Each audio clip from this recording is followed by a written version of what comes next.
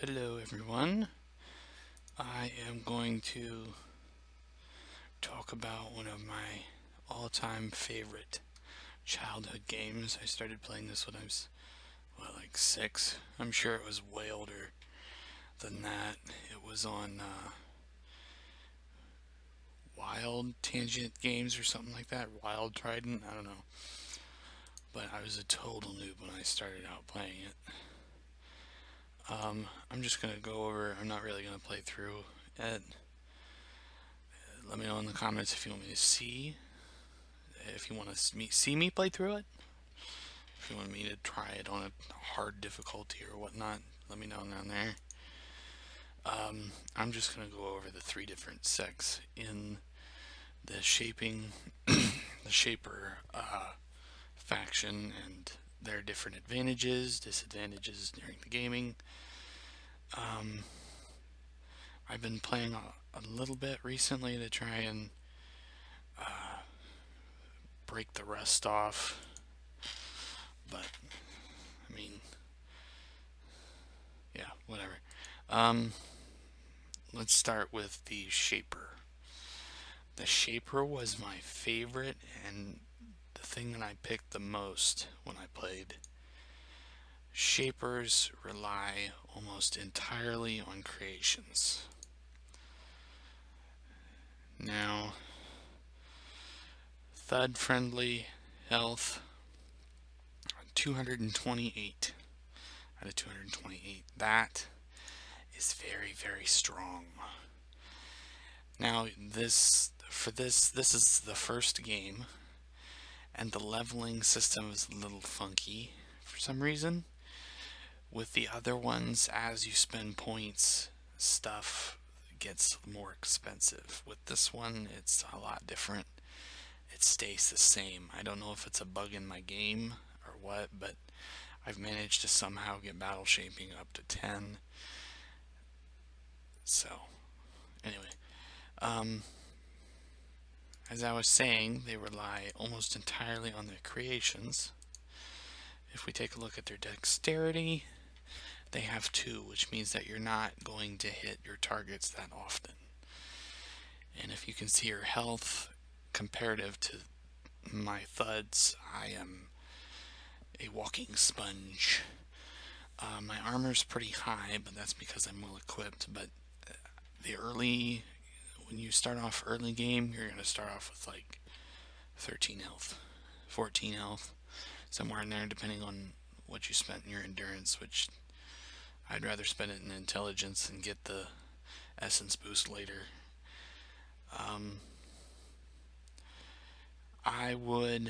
When I start off, I would go for battle shaping because thuds are some mean motherfuckers. They hit harder and more often than any creation in the game. Well, considering the early one, I guess. For the first one, they're super, super cheap to make. I have stormed enemy holds with just regular run-of-the-mill thuds with my 10 stat boost, with my 2 maybe skill boost. I just want to show you something. This is probably going to turn into a rant because I don't know how to. I don't know what to talk about first. I love this game so much. Yeah. Shaper skill is like, let's say you've gone to a trainer and you've bought training once, so that's a +1 shaper skill. You're always going to at least get a +1 because you have to at least know how to make it.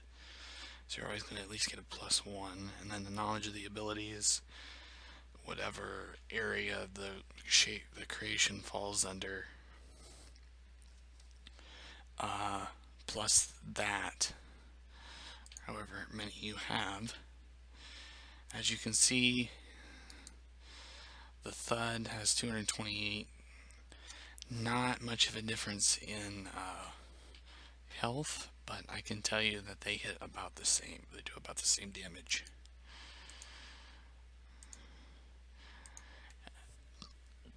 The only difference between the two is the endurance and how much damage they can take, which completely balances itself out with the 7 essence that they cost comparative to the 45.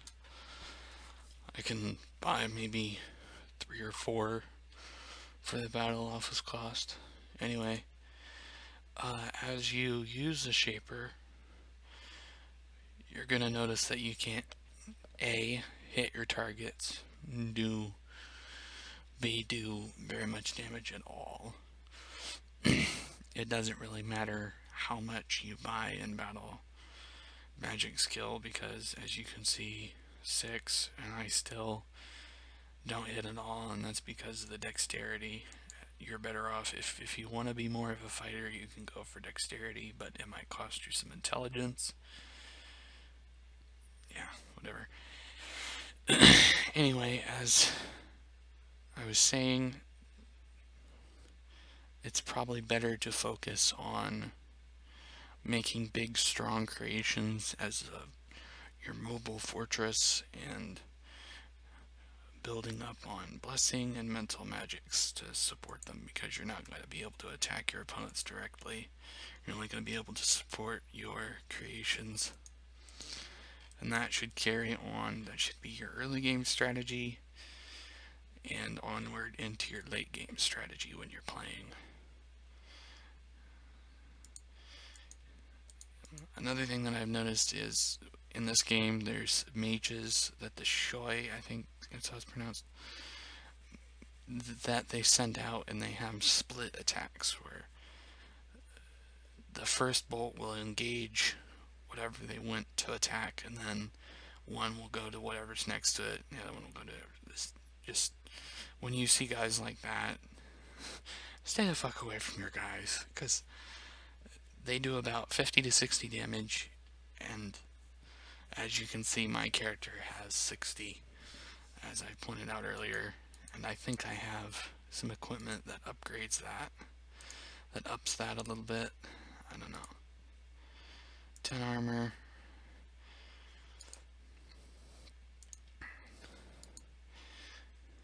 Maybe I've been by the crypts and I got it. Oh, symbiotic cloak. There we go. Plus 2 endurance.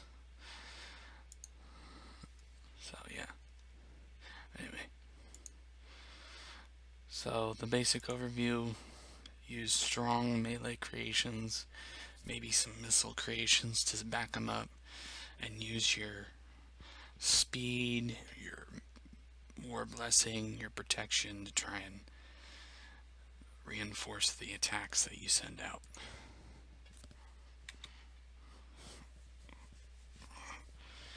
Thanks for watching. I hope you enjoyed.